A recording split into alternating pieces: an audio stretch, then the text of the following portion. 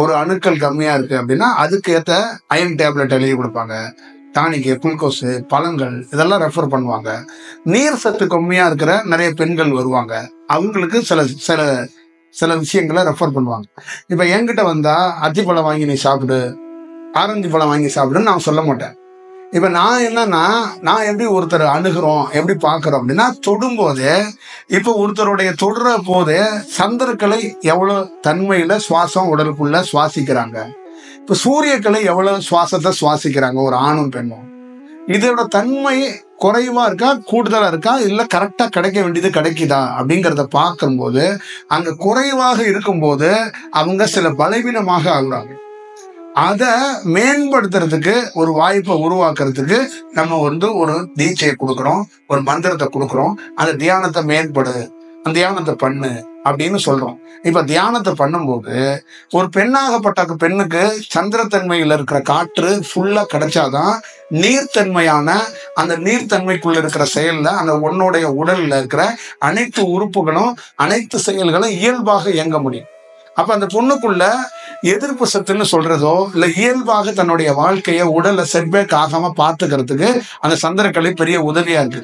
அதே அந்த பெண்ணுக்கு சூரியக்கலை 40% ஒரு பெண்ணுக்குள்ள இருக்கும். அந்த சூரியக்கலை தான் ஒரு பெண்ணாக இருக்கப்பட்டவளுக்கு கூட ஒரு ஆண் தன்மை இருக்கு. அப்ப எல்லா பெண்ணுக்குள்ளயும் ஒரு ஆண் தன்மை எங்க இருந்துங்க இருக்கு. அந்த ஆண் மூப்புக்குரிய பெண்ணா இருக்கு. ஆம்பளை புள்ள மாதிரி பிறக்க வேண்டியவ ஆம்பளை புள்ள மாதிரியே போறான், ஆம்பளை புள்ள மாதிரியே வர்றான்னா அந்த பெண்ணுங்களுக்கெல்லாம் சூரியக்கலை 50-60க்கு மேல அந்த தாக்கம் இருக்கும். அந்த ஆதிக்கம் இருக்கும்போது அந்த பெண்ணு ஆண் தன்மைக்குள்ள இருக்கின்ற செயல்பாடுகளுக்குள்ளயும் வீரியமாக செயல்படுறதுக்கு வாய்ப்பு இருக்கு. இதை வச்சுதான் அந்த செயல் வடிவமா இருக்கு. அப்ப ஆணுக்கோ பெண்ணுக்கோ இந்த சுவாசத்துல சரியான பணி நடந்துச்சுன்னா அவங்க உடல் ஒரு நல்ல தன்மைக்கு மாறுறதுக்கும் உடலை செட்பேக் ஆக விடாம பராமரிக்கிறதுக்கு நிறைய வாய்ப்பு இருக்கு. இது ரொம்ப ரொம்ப முக்கியமான செயல் வடிவம். அதுதான் இந்த தியானத்துக்குள்ளேயும் முடிஞ்ச அளவுக்கு பேசிக்கா இருக்கிறவங்களுக்குள்ள என்னன்னா வயதானவங்கள ரொம்ப வயதானவங்கெல்லாம் நம்ம தொடும்போது மேக்சிமம் அவங்க மரணத்தை மைண்ட்ல வச்சுதான் தொடுவோம். அவங்க உடலை மைண்ட்ல வச்சுதான் நான் தொடுவேன். ரொம்ப ரொம்ப டெப்தா ரொம்ப உடல் முடியாதவங்க நிறைய பேர்லாம் வருவாங்க. அப்ப அவங்க சுவாசம்லாம் என்னன்னு கேட்டீங்கன்னா 25% கீழே வந்திருக்கும். 70% 80% சுவாசிக்க வேண்டியவன் 25% தான் சுவாசிச்சுக்கிட்டு இருப்பான்.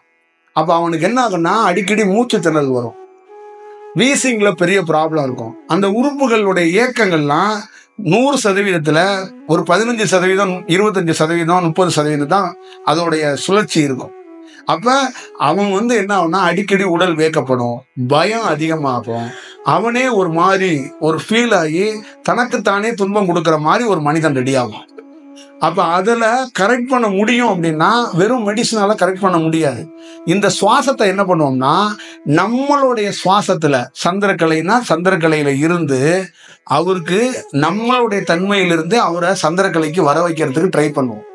அப்ப ஒரு பெண்மணி பல நாள் வாழ்க வளமுடல தியானம் பண்ணாங்க. அப்ப தியானம் பண்ணி தியானம் நல்லா வருது. ஆனா தியானத்துக்குள்ள அனுபவத்தை பெறணும் அப்படிங்கறதெல்லாம் விட்டுருவோம். தியானத்துக்குள்ளேயே துன்பம் அடையக்கூடாது ஒண்ணு. இரண்டாவது, தியானம் பண்ணிக்கிட்டு இருக்கிறவங்களுக்கு உடல் செட்பேக் ஆகக்கூடாது. இல்ல உடலை கொஞ்சம் கரெக்ட் பண்ணணும். இல்ல உடலுக்கு தேவையான ஒரு செயலுக்குள்ள நம்ம பெற வைக்கணும். அப்ப உடலை கொஞ்சம் கரெக்ட் பண்றதுக்கு வாய்ப்பு இருக்கும்ல. அப்ப அந்த பெண்மணிக்கு என்னன்னா 15 ஆண்டுகளுக்கு மேல தியானம் பண்ணிக்கிட்டு இருக்க பெண்மணிக்கு தனக்குள்ள சந்திரக்கலையே சரியா ஏற்கப்படல. அந்த சந்திரனுடைய காற்று சரியான முறையில கிடைக்காதனால நீர்த்தன்மையே அந்த பொண்ணுக்கு அந்த அம்மாவுக்கு கிடைக்க வேண்டிய தன்மைக்கு ரொம்ப குறைவாயிருச்சு. அப்ப சூரியனுடைய தன்மை அந்த அம்மாவுக்கு கிடைக்குது, ஆனா சந்திரனுடைய தன்மை கிடைக்காதனால அந்த உடல் பேலன்சிங்கா இல்லை. இப்ப நம்ம அந்த சந்திரத்தன்மையை கொண்டு வர்றதுக்கான ஒரு வாய்ப்பு அங்க உருவாக்கப்படும் போது அதுக்கு அந்த நீர்த்தன்மை கிடைக்குது. சந்திரக்கலை ஓட தொடங்குது சில நாளுக்கு அப்புறம். அப்ப அதுக்கு என்ன ஆகுதுன்னா அதுக்குள்ள இந்த தியானம் சமமாகுது, அதோடைய உடலும் சமமாகுது. அதுக்கு தேவையான ஒரு செயல் வடிவம் கிடைக்கும் போது ஒரு 70 விழுக்காடு துன்பம் பட வேண்டிய ஒரு ஆளு வெறும் 25% தான் துன்பத்தை அனுபவிக்குது. 45% துன்பத்திலிருந்து அது விடுபட்டது. இது தியானத்துக்குள்ள இருக்கிற விஷயம். இதை பத்தி எந்த வகுப்புலையும் நம்ம உரையாடுறது இல்லை. இப்ப நீங்க வரும்போதே ஓப்பனிங்லயே உங்க மனுவுல எழுதிட்டு வர்றது சுவாசத்தை பத்தி எழுதிட்டு வர மாட்டீங்க. உங்க மனுவுல நீங்க வீட்டுல இருந்து வரும்போதே பல திட்டங்களை தீட்டிக்கிட்டு ஒரு குருமாரை பார்ப்பீங்க, ஒரு தியானத்துக்குள்ள வருவீங்க. ஆனா தனக்குள்ள ஓடுற சுவாசம் மிக சரியா இருக்கான்னு யாருக்குமே தெரியாது. உங்களுக்கு 16 ஆண்டுகள் 20 ஆண்டுகள் தியானம் கற்றுக் கொடுக்குற குருமார்களும் சந்திரக்கலை ஒரு மனிதனுக்கு எத்தனை தன்மையில கிடைக்கணுமோ அந்த தன்மையில கிடைக்குதா, சூரிய தன்மை கிடைக்க வேண்டிய செயல்ல கிடைக்குதா, அதை கண்டுபிடிச்சா மட்டும்தான் ஒருத்தனை ஞானவான ஆக்க வேண்டாம், அவனை கொஞ்சமாச்சும் நல்ல முறையில வாழையாச்சும் வைக்கலாம். இப்படிதான் முக்கியம். அவன் ஞானம் அடைஞ்சு ஒண்ணு புரட்சியெல்லாம் பண்ண வேண்டாம், அவன் வீட்டுக்கு ஒரு நல்ல செயல் பண்ணணும்ல. அவன் கொஞ்சம் மருத்துவமனையிலிருந்து கொஞ்சம் விடுபட்டு இருக்கிறதுக்கு வாய்ப்புகளை உருவாக்கப்படுது. பல பேரு நிறைய சில நபர்களை அவங்க ஆஸ்பத்திரிக்கு போயே தீரணும், இது அவங்களுடைய தலையெழுத்து. ஆனா மேக்சிமம் சில நபர்களை ஹாஸ்பிட்டலே போய் தங்க விடாம மாத்திருக்கோம். அப்ப சக்தியெல்லாம் பயன்படுத்தலைங்க, சுவாசத்துல அவங்களுக்கு கிடைக்க வேண்டிய செயல் கிடைக்கிறதுக்கான வாய்ப்பை உருவாக்கணும். அப்ப அவங்க சுவாசத்தை சரி செஞ்சோம். அவங்களுக்கு இயல்பா 17 வயசு 18 வயசுல 20 வயசு 25 வயசுக்குள்ள சுவாசத்தோட ஏக்கம் தீவிரமா இருக்கு. அதனாலதான் தியானம் பண்றதுக்கான வயசு 14ல இருந்து 17 வயசுல ஆரம்பிக்கணும்பாங்க. அப்பதான் இந்த முதுகு தண்டுவடம் சரியான தன்மையில இருக்கும். அப்ப அந்த முதுகு தண்டுவடத்தை மையமா வச்சு சுவாசத்தை மையமா வச்சு ஒரு உடலை கரெக்டா ஒருத்தன் பிடிக்கிற வயசு 14ல இருந்து 17 வயசு, ஒரு ஆணோ பெண்ணோ. இந்த 14ல இருந்து 17 வயசுல ஒரு ஆணோ பெண்ணோ பிடிச்சா அவனுடைய வாழ்க்கை, படிப்பா இருக்கட்டும், மாப்பிள்ளையா இருக்கட்டும், பொண்ணா இருக்கட்டும், எல்லாமே இந்த தியானத்துக்கு இடையூறு பண்ணாத அளவுக்கு ஒரு ஆள் கிடைப்பான். அந்த உடல் என்ன பண்ணும்னா முதுகு தண்டுவடம் கரெக்டா பக்குவத்துல இருக்கும். அப்ப ஒருத்தன் உட்காரும் போதே இப்படிதான் நீ உட்காருவான், அந்த முதுகை சாக்கவே மாட்டான். இப்ப நிறைய பேரால இந்த முதுவை கட்டாயப்படுத்தி நிமித்தணும், ஏன்னா முதுகு தன்மையே மாறி போயிருக்கும். முதுகோட டோட்டல் உள்ள இருக்கிற செயல் பாத்தீங்கன்னா நீங்க 30 ஆண்டுகள் 20 ஆண்டுகள்ல பல விதமா உட்காந்து வேற மாதிரி பண்ணி முதுகோட தண்டுவடத்தையே நீங்க வேற வடிவத்துல வச்சிருப்பீங்க. அப்ப அதுக்குள்ள கிடைக்க வேண்டிய முறையான செயல் வடிவத்தை கொண்டு வர்றதுக்கு காலதாமதம் ஏற்படும். அப்ப ஒரு குரு ஒருத்தருக்கு ஞானம் ஏன் லேட் ஆகுதுன்னா பல்வேறுபட்ட வடிவத்துல இருக்கு.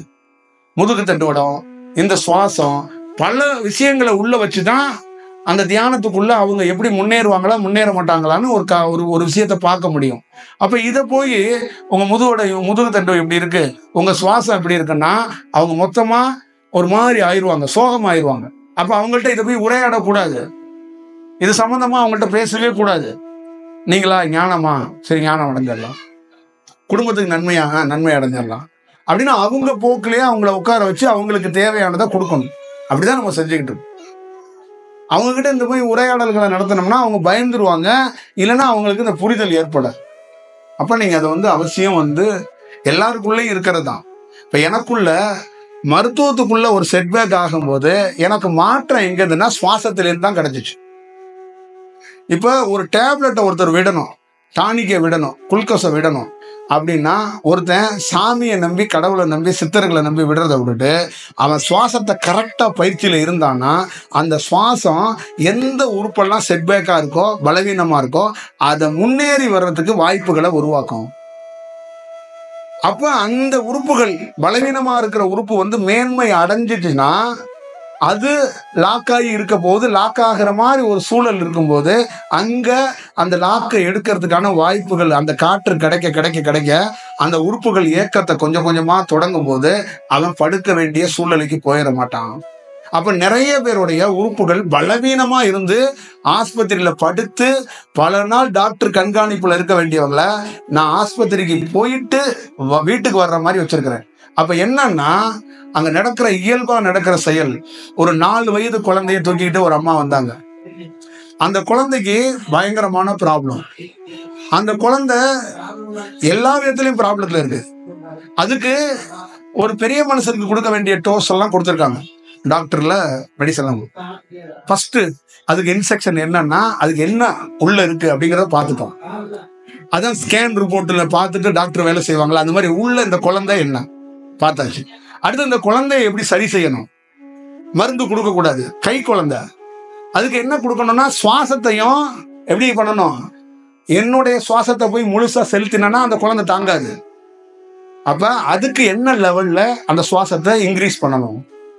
ஒரு 4 வயசு குழந்தை அந்த சுவாசத்தை எப்படி எடுத்துட்டு போகணுமோ அதை கொடுக்க தொடங்கணும். அப்ப அந்த குழந்தைக்கு என்ன பண்ணுதுன்னா அந்த சுவாசம் இயற்கையா திருப்பி அந்த செட்பேக்ல இருந்து வெளியில வந்து அது ஓட தொடங்கணும்னா 4 மாசத்துல, அடுத்தது 5வது மாசம், அடுத்தது 6வது மாசம், அடுத்தது 7வது மாசம், அடுத்தது 8வது மாசம், இப்படி ஒரு மாசம் எடுத்துட்டு வர்றாங்க. அந்த குழந்தை 4வது மாசத்துல ஒரு 75% மருத்துவ செக்கப்ல இருக்கு, மருந்து மாத்திரையோட இருக்கு. 5வது மாசம் வரும்போது அப்படியே 35% மாறுது. எது? மருந்தெல்லாம் டாக்டர் குறைக்கிறாங்க. அடுத்தது 6வது மாசம் வரும்போது அது அப்படியே 20 மாறுது. அப்படியே ஒவ்வொரு மாசத்துக்கு 5% 6% குறைச்சிக்கிட்டே வர்றாங்க.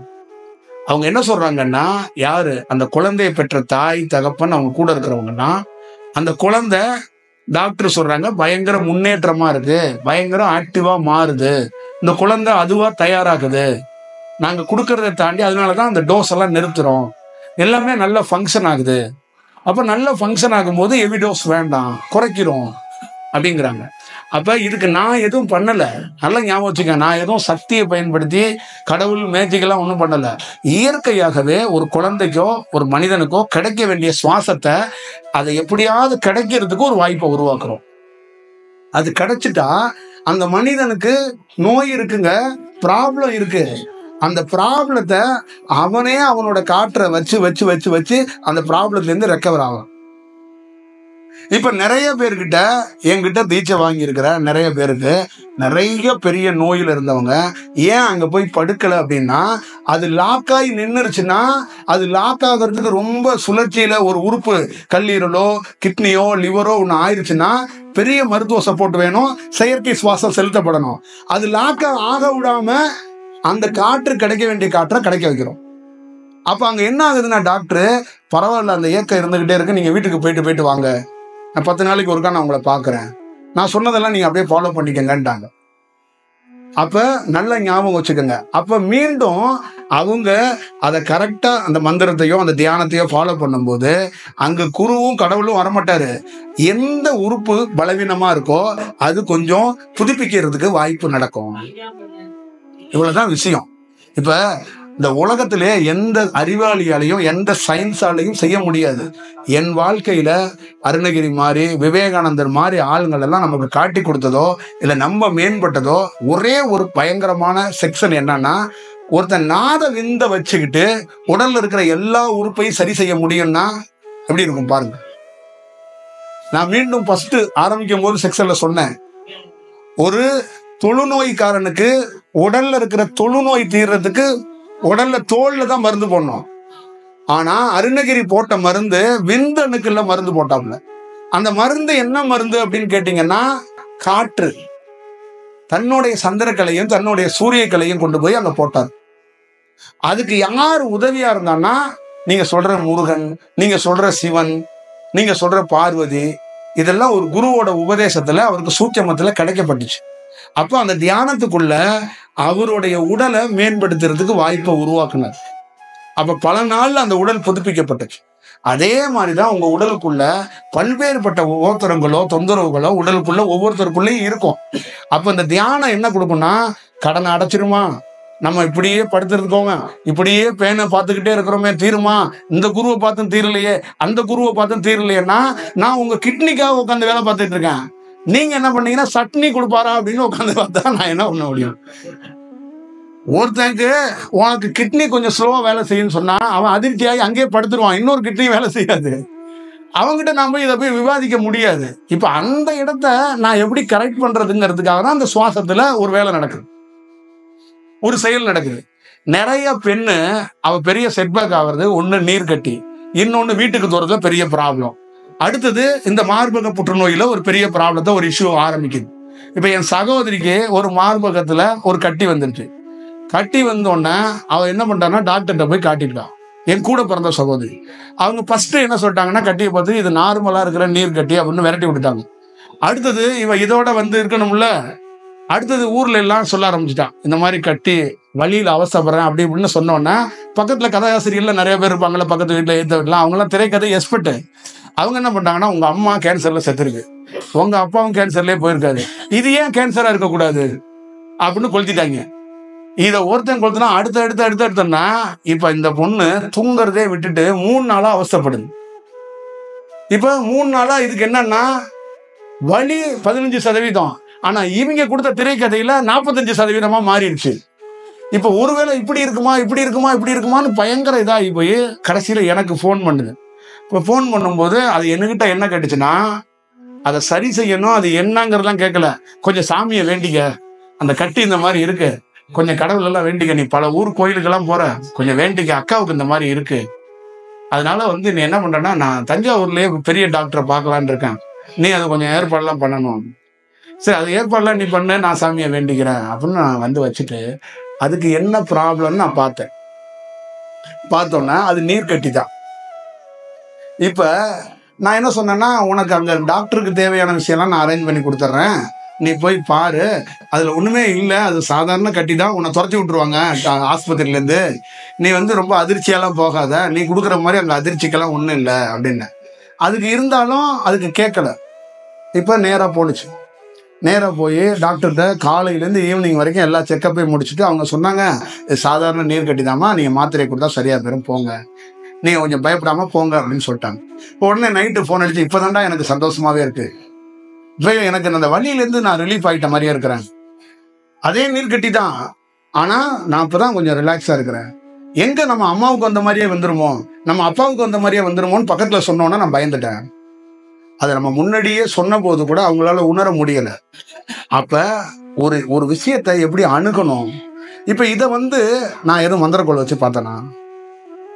இப்ப ஆஸ்பத்திரியில போய் இந்த இடத்துல ஸ்கேன் பண்ணி பார்க்கணும். நான் இங்க உட்காந்துருக்கேன், அவளுடைய மார்பகம் அவளுடைய இதயம் ஊர்ல இருக்கு, ஒரு 100-150 கிலோமீட்டருக்கு அங்கிட்டு இருக்கிறா, நான் எந்த வடிவத்துல இதை சொல்றேன்? அப்ப இதுக்கு காரணம் யாரு அப்படின்னா இந்த சுவாசம் தான். இதை கண்டறியறதுக்கான வாய்ப்பு எங்கேருந்து கிடைக்கப்படுது? சக்தியில அப்படியெல்லாம் அடுத்த செக்ஷன் நீங்க கடவுள்னு அந்த மாதிரி போயிடாதீங்க. இது ஒரு சயின்ஸா அறிவியலா ஒவ்வொரு தனி மனிதனுக்குள்ளேயும் இந்த செயல் வடிவத்தை உருவாக்கிற முடியும். அப்ப இந்த மாதிரி நிறைய செட்பேக் ஆகுறவங்கள நம்ம ரெடி பண்ணி விடுறது. அவங்க என்ன பண்றாங்கன்னா 100% நான் அப்படியே ஏஞ்சி ஓடணுங்கிறாங்க. வரும்போது அப்படியே வர்றாங்கல்ல, வந்தோடனே நீங்க தொட்டோன்னே நான் எந்திரிச்சு ஓடணும் இல்லை பறக்கணும் அப்படிங்கிறாங்க. அந்த உறுப்புகளை அப்படி செயல்படுத்த வைக்க முடியாது, அதை கொஞ்சம் கொஞ்சமாக தான் பண்ண முடியும். அதே நேரத்தில் சுவாசத்தையோ இல்லை வேற வடிவத்தையோ அது தீவிரமாக தாக்கணும்னா உடல் வந்து இன்னும் பலவீனமாகும். அதை கொஞ்சம் கரெக்ட் பண்ணி தான் பண்ணணும். அதுக்குன்னு சில காலம் இருக்கு, சில நேரம் இருக்கு, அதை கொஞ்சம் கொஞ்சமாக தான் வடிவமாக கொண்டு வரணும். இதெல்லாம் நம்ம ஒரு நாள் கூட விவாதிக்கிறது கிடையாது. சும்மா 19 தியானம்னு நிறைய பேர் பைய தூக்கிட்டு வந்து உட்காந்துக்கிறாங்க. நிறைய பேர் வந்து குருமார் வந்து இந்த கோயம்புத்தூர்ல கிளாஸ் எடுக்கிற மாதிரியோ இல்லை பக்கத்து இதில் கிளாஸ் எடுக்கிற மாதிரி அந்த மாதிரி நினைச்சிடறாங்க. அந்த மாதிரி இல்லைங்க. ஒரு நமக்கு எதை கற்றுக் கொடுத்தாங்கன்னா, எதுலேருந்து வந்தோம்னா தீவிரமான பாதிப்புலேருந்து வந்தோம். அந்த பாதிப்புலேருந்து விடுபடுறதுக்கான வாய்ப்பை தியானத்தில் கற்றுக்கிட்டோம். அப்போ அந்த கற்றுக்கிட்டதை மக்களை எப்படி பார்க்கணும்னா, மக்களை மேஜிக்காக பண்ணாமல் அவங்களுக்கு என்ன மாதிரி பலவீனமாக இருக்கோ அதில் ஒரு 5% நம்ம ரெடி பண்ண முடியுமா, அதுக்கு ஏதாவது உதவியா இருக்க முடியுமான்னு தான் கவனிக்கிறோம். இதுதான் நம்மளுடைய வேலை, இதுதான் நம்ம வந்து செஞ்சுக்கிட்டே இருக்கோம், இதுதான் தீவிரமா செய்யறோம்.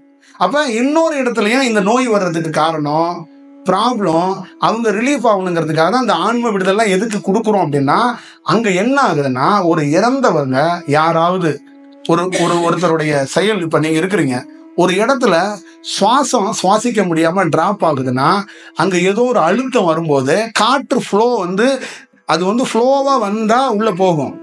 அது ஸ்டக்காய் வந்தா அங்க 10-20% காற்று கிடைக்க வேண்டியது ஸ்டக் ஆகும்போது இங்க மூச்சு திணறல் வரும், ஒரு அழுத்தம் வரும், அப்ப தூக்கம் கெட்டு போகும், அப்ப ஒரு ப்ரெஷர் மாதிரி வரும்.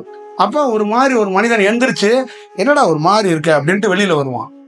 இதுக்கெல்லாம் காரணம் என்னன்னா, அந்த காற்றோட ஃப்ளோவை இந்த மாதிரி இறந்த ஆன்மாக்கள்லாம் அதோட சுவாசம் அங்க செலுத்த அதுங்களுக்குலாம் என்ன ஆகுதுன்னா, ஒரு மனிதனுக்கு கிடைக்கப்படுற காற்றுக்குள்ள இந்த காற்று கலக்கப்படுறதுனால அவன் டிப்ரெஷன் ஆகிறான். அவன் ஒரு அழுத்தத்துக்கு மாறுறான். சில வீடுகள்லயே சில பேரால இயற்கையா சுவாசத்தை சுவாசிக்க முடியாது. அந்த வீடுகள்லயே அந்த தன்மைகள்ல அந்த காற்று கிடைக்க வேண்டிய காற்றை அவங்களுக்குள்ள கொண்டு போக முடியாது. அங்க ஒரு மனிதன் நிலை குலைகிறான். இதுதான் இதோட செயல் வடிவம். அப்ப அந்த வடிவத்துக்குள்ள அந்த காற்றை தடுக்கிறது எது தடுக்குது? அதை கொஞ்சம் எடுத்து விடுவோம். இப்ப என்னுடைய பிரதானமும் உங்களை குருவாக்கணும், யோகியாக்கணும் இல்ல. நீங்க இயல்பா இந்த இடத்துல இருந்து நடந்து அங்க போகணும்.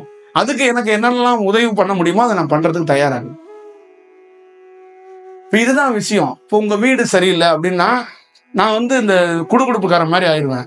இல்லைன்னா இந்த வீட்டை சரி செய்யறதுக்கு வாங்க எங்க வீட்டுல இந்த பக்கம் எது இருக்கா அந்த பக்கம் அது இருக்கா அப்படின்னு அது மாதிரி இல்லாம அதை சொல்லாம அந்த அந்த இடத்த எப்படி சரி செய்யறதுக்கான வாய்ப்பை எப்படி உருவாக்கலாம் அப்படிதான் பார்க்கணும். ஒரு 70% தியானத்துக்குள்ள நான் தங்கியிருந்த எல்லா அறையுமே ஹோட்டல் அறை தான். எந்த அறையிலையுமே ஹோட்டல் அறைன்னா ஹோட்டல்ல தான் தங்குறோம். ஹோட்டல்ல எப்படி இருக்கும் நீங்களே பாருங்க. அந்த ஹோட்டலை அந்த அறைய 15 நிமிஷத்துல நம்ம கட்டுப்பாட்டுல எடுத்துட்டு வர முடியும். 15 நிமிஷத்துல எப்படி எடுத்துட்டு வருவோம்? ஒரு பிரதமர் வர்றாரு, ஒரு ஹோட்டலுக்கு வர்றாரு. அப்ப பாதுகாப்பு படை 15 நிமிஷத்துல இருந்து 20 நிமிஷத்துக்குள்ள கட்டுப்பாட்டுல எடுத்துருவாங்க. 15 நாளுக்கு முன்னாடியே எடுத்துருவாங்க, ஒரு மாசத்துக்கு முன்னாடியே எடுத்துருவாங்க, எடுத்து கண்காணிப்பாங்க. ஆனா ஒரு தியானத்துக்குள்ள இருக்கிறவன் 15-20 நிமிஷத்துக்குள்ள அந்த ரூம்ல இருக்கிற தன்மைகள் எதுவுமே நம்மளை தாக்கக்கூடாது. பல்வேறுபட்ட அலைவரிசையில ஒருத்தன் ரூமுக்குள்ள இருப்பான். அந்த அலைவரிசை நம்மளை டிஃபெண்ட் பண்ணக்கூடாது. அது பண்ணுனா என்ன ஆகும்னா பதிவா மாறும். சுவாசத்துல ப்ராப்ளம் வரும், தியானம் தடைபெறும். அப்ப ஒரு கன்ஃபியூஸ் ஆகும், குழப்பம் ஏற்படும், நமக்கு ஒரு டிஸ்டர்ப் ஆகும், தூக்கம் கெட்டு போகும், தியானம் கெடும், உணவுல எடுக்கிறதுல உணவுடைய அந்த செயலும் குறையும், இதெல்லாம் நடக்கும். அப்ப அந்த இடத்துக்குள்ள இந்த தன்மைகளை எல்லாத்தையும் ஒரு இடத்துல செயல்பட வைக்காம பண்றதுக்கு வாய்ப்பு எங்க இருந்துன்னா இந்த தியானத்துல இருந்து பண்ண முடியுது. அப்ப அறை அவங்க கொடுத்துட்றாங்க, சாவி அவங்க கொடுத்துட்றாங்க, கிளீன் பண்ணிடுறாங்க. அங்க இருக்கிற தன்மையை வேலை செய்ய விடாம நம்ம பண்ணிட்டு தான் உள்ள போகணும். இதுதான் ஒவ்வொரு மனிதனும் தன்னுடைய அலுவலகத்தையோ வீடையோ இதை செய்ய முடியல. இதுல எல்லாம் நிறைய ப்ராப்ளம் இருக்கு, நிறைய டிஸ்டர்பன்ஸ் இருக்கு. அப்ப ஒரு மனிதனுக்கு ஃப்ளோ என்னன்னு கேட்டீங்கன்னா தோல்வி வெற்றி எல்லாம் கிடையாதுங்க. அவன் இயல்பா இருக்க முடியல. இப்போ ஒரு ஆணைய ஒரு பெண்ணைய பாத்தீங்கன்னா காலையில இருந்த மாதிரி மத்தியானம் இருக்க மாட்டான். ஏதோ ஒரு டிவி பாக்குறா, செல்போன் பாக்குறா, கொஞ்சம் நல்லா இருக்கிறா. 1 மணி நேரம் கழிச்சு பார்த்தா அதே பொண்ணு வேற மாதிரி இருக்கிறா. அந்த ஃப்ளோ அவளுக்கு கிடைச்சாதான் அவன் இயல்பா இருப்பான். அந்த ஃப்ளோ மிஸ் ஆகுது. அந்த ஃப்ளோங்கிறது காற்று. அதை வச்சுதான் ஒரு செயல்பாடுகளை செய்ய முடியும். இப்ப இதெல்லாம் ஒருத்தருக்கு தியானத்துல கொஞ்சம் கொஞ்சமா முன்னேறி போறவங்களுக்கு அது தானா தெரிஞ்சிடும். இங்க காற்றோட தன்மை ரொம்ப கம்மியா இருக்கு, இது சரியா இல்ல, இந்த இடத்துல ஏதோ ஒரு டிஸ்டர்ப் இருக்கு, அப்ப தள்ளி உட்காந்து தியானம் பண்ணணும், அப்ப இந்த இடத்துல இருந்து நம்ம விடுபடணும், இல்ல இந்த இடத்தையே நம்ம நல்வழிப்படுத்தணும் அப்படின்னு ஒருத்தர் செய்வோம். அப்ப உங்க வீட்டுக்குள்ள உங்க அறைக்குள்ளே உட்காந்து தொடர்ந்து 6 மாசம் 1 வருஷம் 2 வருஷம் தியானம் பண்ணும்போது அங்க என்ன ஆகுதுன்னா கணபதி ஹோமம் போடுறீங்கல்ல, பதிவை வெளியே எடுக்கிறதுக்காக தான் கணபதி ஹோமம்.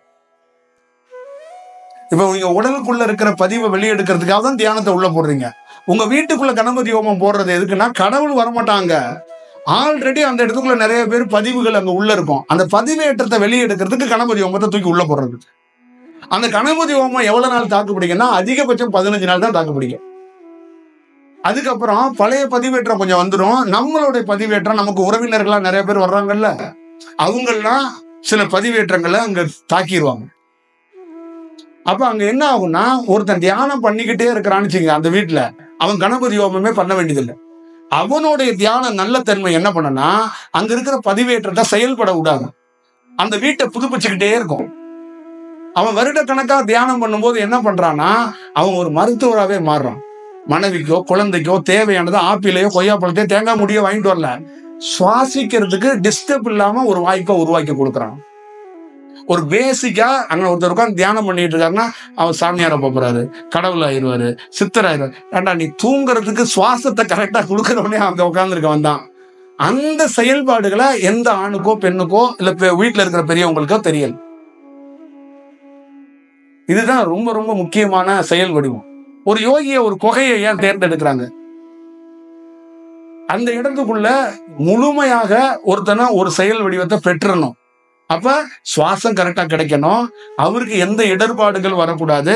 இந்த பணி டிஸ்டர்ப் ஆயிருச்சுன்னா திருப்பி அவரால் அனுபவத்தை பெற முடியாது.